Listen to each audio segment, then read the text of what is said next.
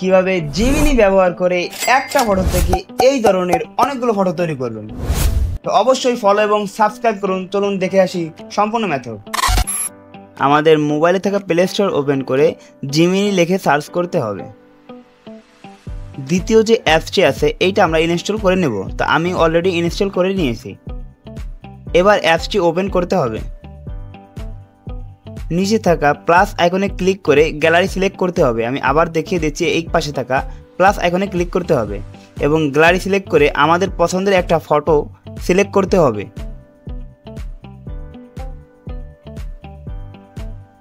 এবার আমরা প্রম্পট নেওয়ার জন্য আমাদের নোটপ্যাডে চলে যাব। তো আমি এই প্রম্পটগুলো আমার ডিসক্রিপশন বক্সে দিয়ে দেব। তো আমি সবার নিচে গিয়ে 5 নম্বর প্রম্পটটি কপি করব। কপি করার পরে জিমিনিতে গিয়ে এইখানে পেস্ট করে দিতে হবে এবং সাইডে থাকা অ্যারোতে ক্লিক করতে হবে। তো জিমিনি একটু লোড নেবে। লোড নেওয়ার পরে আমাদের পিকচারটি প্রফেশনালভাবে তৈরি করে দিবে। তো দেখুন, অনেক হাই কোয়ালিটির একটি পিকচার তৈরি করে দিয়েছে।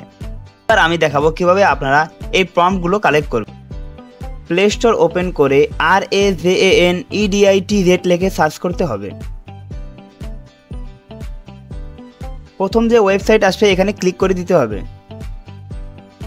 এবার আমরা নিচে যাব। এখানে অনেক ধরনের ছবি রয়েছে।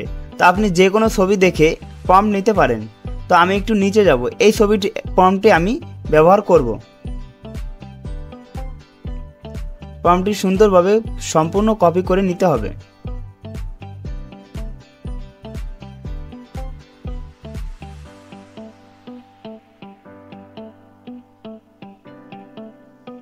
আবার জিমিনি ওপেন করে প্লাস আইকনে ক্লিক করে যে কোনো একটি ফটো সিলেক্ট করতে হবে এবং ওখান থেকে আনা প্রম্পটটি নিচে দিয়ে দিতে হবে।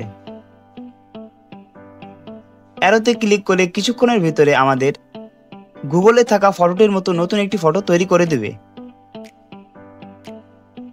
তো ভিডিওটি ভালো লাগলে অবশ্যই ফলো এবং সাবস্ক্রাইব করবেন।